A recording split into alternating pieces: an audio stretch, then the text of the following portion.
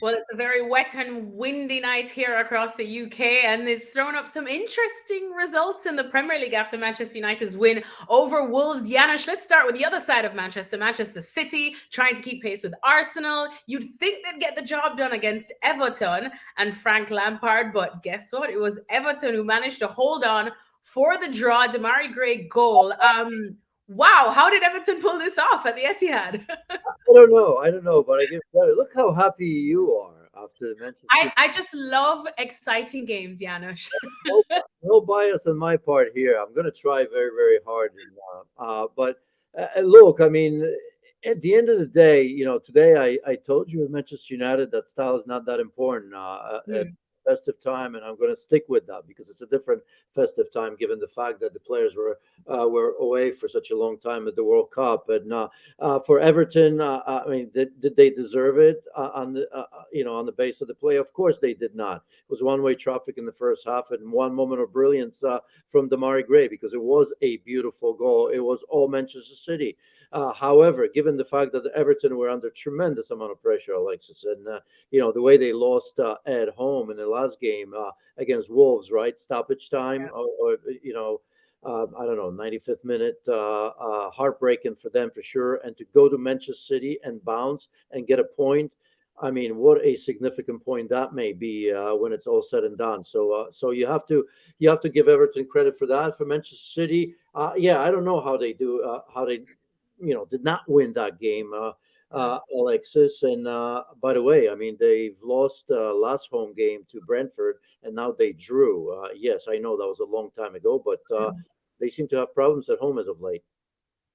And I mean, we like to say, or at least I like to say, death taxes and Robert Lewandowski goals. But now it's death taxes and Erling Haaland goals. Even when it's not 100% going City's way, he keeps scoring. And now we're probably looking at an unbelievable record, aren't we? It is, and It again, I mean, is, isn't all it? told, I think he scored. He had 5 touches, and then in the end, I think he had like 18. And so he's very efficient, that's for sure, with his finishing. Although Riyad Mahrez did a tremendous Yeah.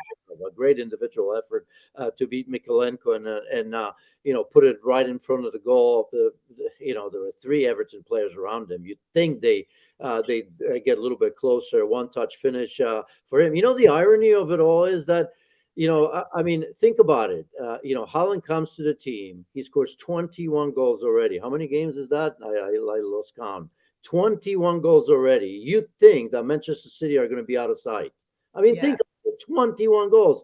And here we are, 4 points. If Arsenal beats Brighton, that's going to be 7 points behind Arsenal. It just goes to show it is a little bit different Manchester City team. They're not scoring by committee like they have in the past, where they won the league in so many different and beautiful ways.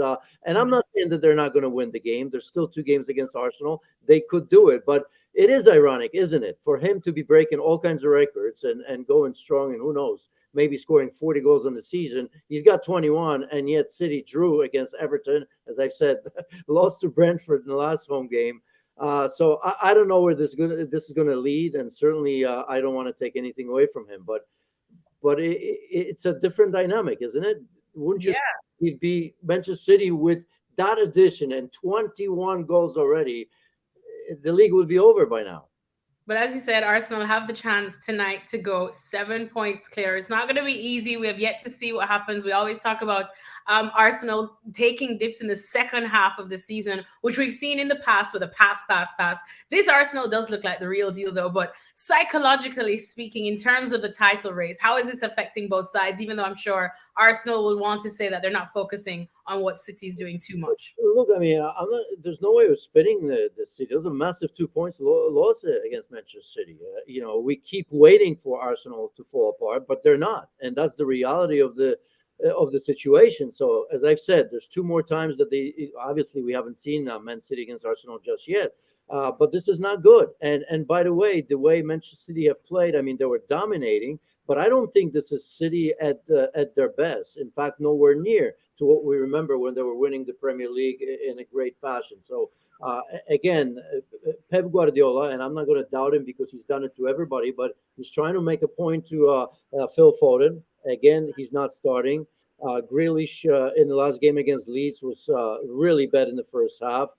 deceptive because remember he set up 2 goals in the second half for Erling Haaland, and the statistics look better than the way he played today. He was okay, nothing special. It's as if Pep Guardiola is trying to justify over 100 million pounds spent on Jack Grealish. I think Phil Foden is a better player. And so I don't know, but look, he's done it to Bernardo Silva, he's done it to Mahrez just recently, and Mahrez is playing well. He seems to kind of when players are at their best, he challenges them and sometimes doesn't start them, and it works for him. So I'm not going to doubt him just yet. But here, I don't know. I don't know if Grealish is going to be worth the money they spend on him when it's all said and done. Ooh, spicy. Well, one quick one before we move on to the other match. Demarai Gray, just a word on him because, of course, he's been highly touted in the past as well. We're still trying to figure out what we're going to get from Everton. They're also on a bit of a rebuild with Frank Lampard. But have you liked what you've been seeing from him, and do you think he's finally fitting in? From whom? I'm sorry, apologies. Demarai Gray. Oh, Demarai Gray. Well, I mean, look, small sample.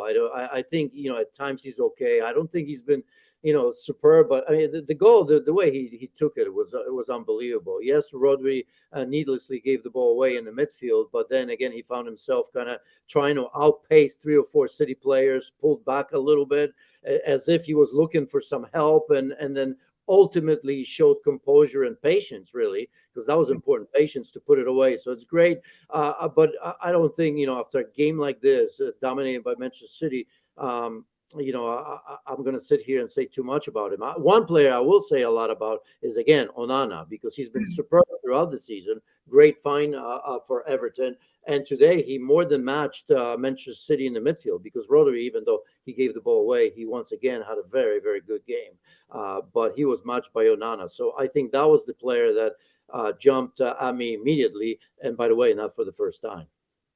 All right, well, moving on now further up north by the Tyneside, Newcastle, who are enjoying some good times in the Premier League, we have to say, in all competitions, really and truly. They weren't able to get the win today, though, against Leeds, even though they looked like they should have. Leeds, for the Leeds fans, they make it very spicy. Nobody with heart problems should be watching Leeds and this American Revolution going on under Jesse Marshs. But who would be happier with this one? Definitely Leeds. Well, definitely Leeds, because similar to Everton, Everton were disappointed against Wolves, and remember Leeds just played against Manchester City, and there was so much pressure, not just on the team, but also about Jesse Marshs. You're going away to at St. James's, and it's not an easy one. It was a good game, but going both ways. Yes, in the second half, Newcastle turned the screws, and it looked like they were going to find a way. They didn't, but Leeds had their chances. And speaking of that American Revolution, my goodness, Tyler Adams, what a game! There are others. It just goes to show for Leeds United, this is not a deep squad for sure in terms of quality. But if you remember against Manchester City, there was no Tyler Adams and no Jack Harrison. Both of those players today, I think, contributed to the fact that Leeds United are going home with a point. Tyler Adams, just tremendous in possession. I think he's won like 8 or 9 duels in the midfield, something that he does extremely well, and it was very much needed. And the energy of Jack Harrison was tremendous. So just recovering these 2 players, I think probably Jesse Marshs will be the first one to say that had they had them against Manchester City, maybe it would have been different. Who knows? But very, very good points for Leeds United.